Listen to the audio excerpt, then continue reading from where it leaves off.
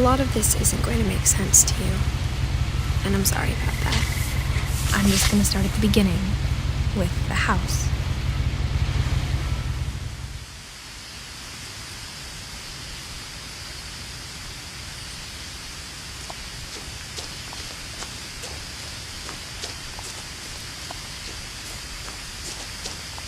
I lived here until I was 11, but I wasn't allowed inside half the rooms.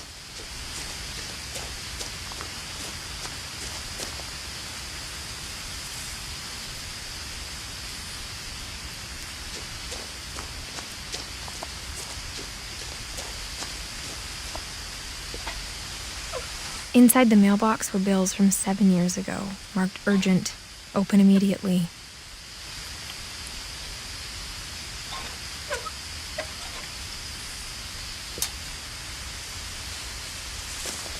I hadn't been back since my brother Lewis's funeral.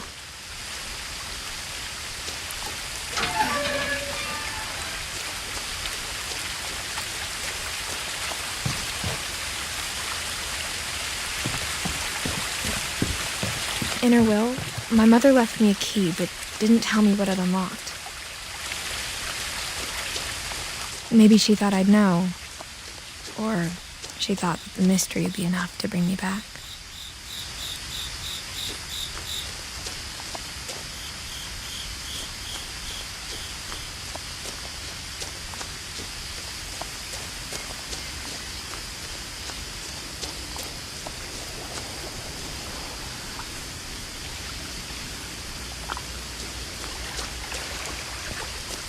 The truth is, even after I inherited the house, I never thought I'd come back to it. But now I had questions about my family that only the house knew the answers to.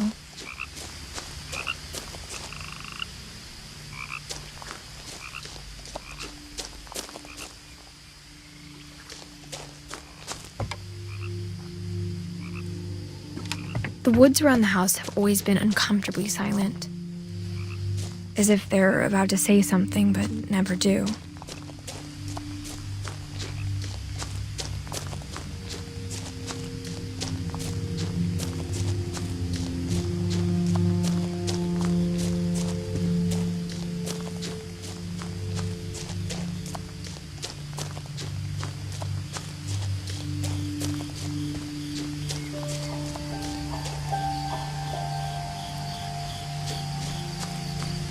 The house was exactly like I remembered it, the way I'd been dreaming about it.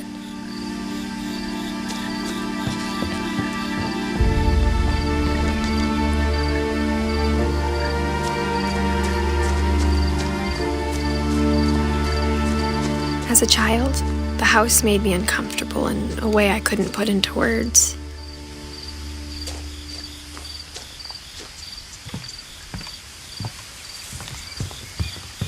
Now, as a 17-year-old, I knew exactly what those words were. I was afraid of the house.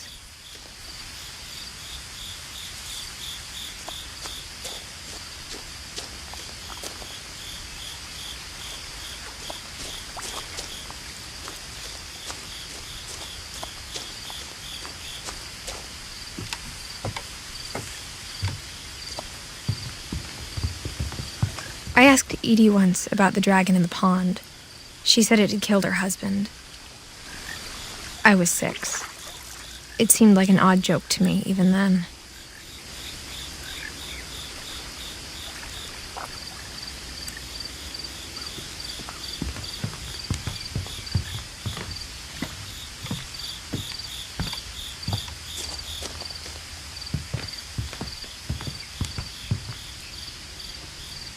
I hoped the key might unlock the front door. It didn't. Looking in, I felt like the house itself had been waiting for me.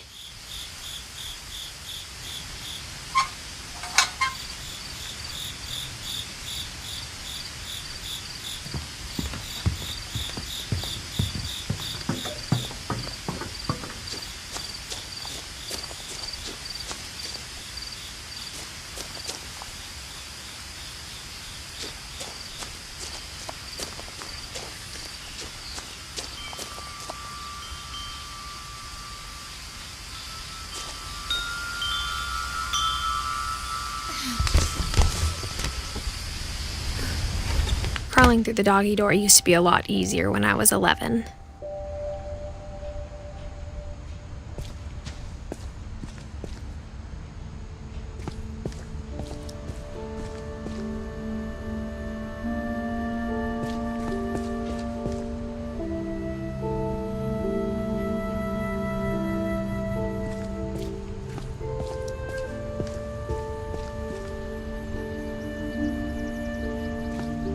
For the first time in years,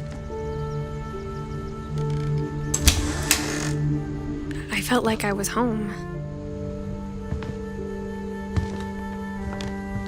But instead of a family, there were just memories of one. Like how after Louis started working at the cannery, we all got sick of eating salmon, except our cat, Molly.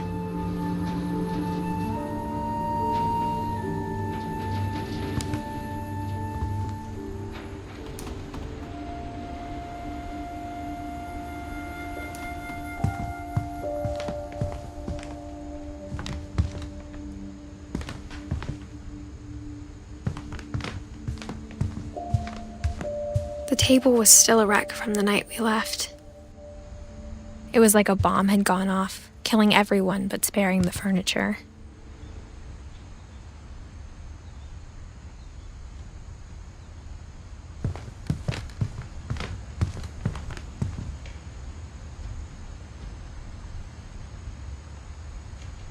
Nothing in the house looked abnormal. There was just too much of it, like a smile with too many teeth. Even the fireplace had a story. Edie told me the bricks came from the original house, after it sank.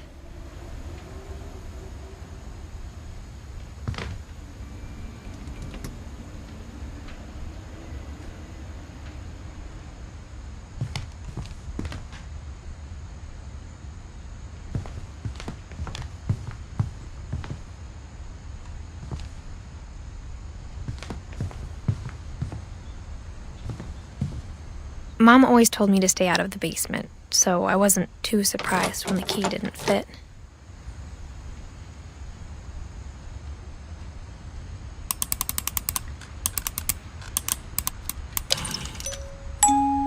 Great-Grandpa Sven built a music box for Barbara, along with the rest of the house.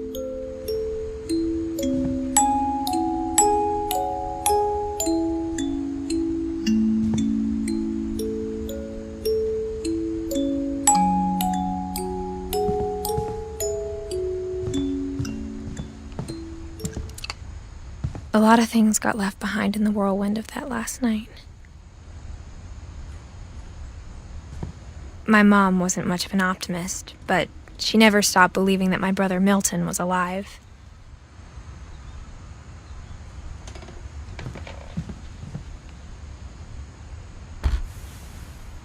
Edie told me once that every Finch who ever lived is buried somewhere in the library.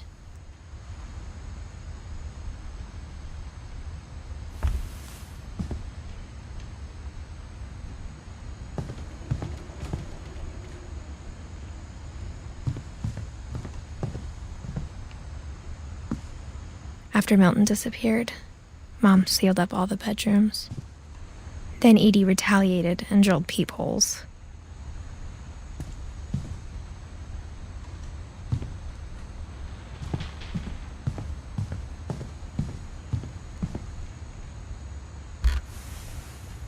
The last time I was in Edith Sr.'s room, I was 10 and she was painting my portrait.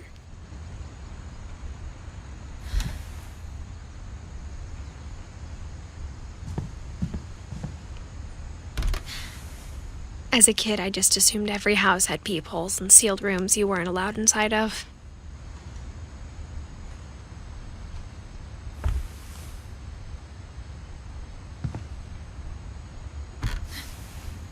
My Grandpa Sam spent 7 years sharing a room with his dead brother, Calvin.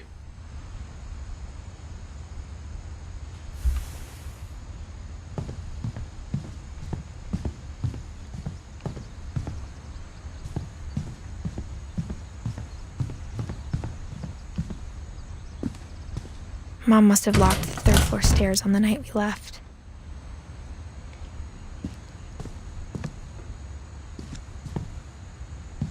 Edie's father, Odin, built the original house.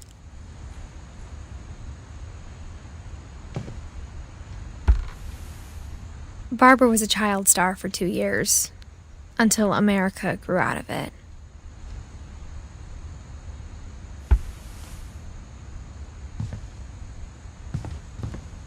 Whenever people ask me about my family, the first thing they always want to know about is Barbara.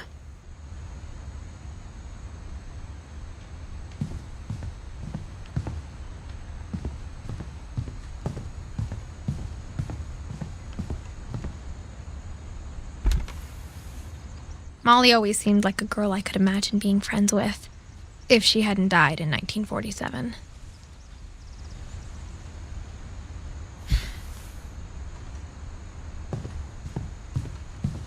I spent a lot of time playing in Great Uncle Walter's room. I think my mom sometimes regretted not sealing it up.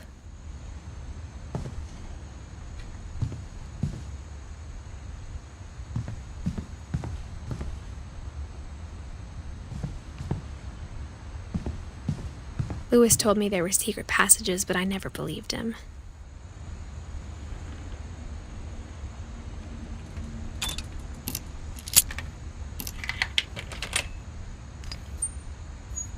Turns out, my mom was really good at keeping secrets.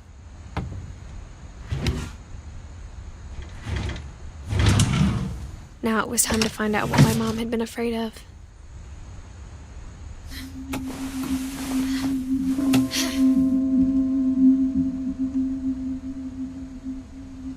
From the paintings on the wall, it was clear my brother Milton had been here before me. Reading this, maybe it sounds like I had a plan. But I had no idea what was behind that door.